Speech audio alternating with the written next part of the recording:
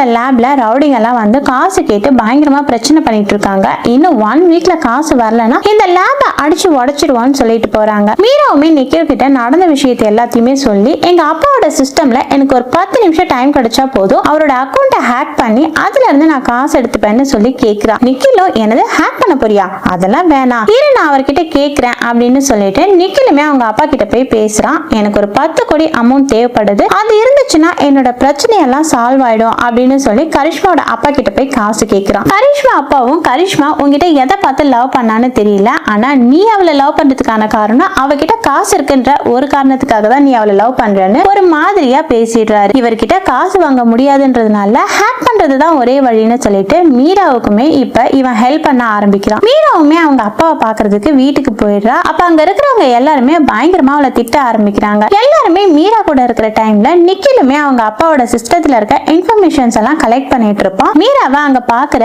அவளோட பெரிய பாவமே மீராவை போட்டு அடிச்சுட்டு இப்ப எதை திருடிட்டு போக போற அப்படின்னு சொல்லிட்டு பயங்கரமா திட்டிட்டு இருக்காரு. அந்த நேரம் பார்த்து மீராவோட அப்பாவுமே அங்க வந்துடுறாரு.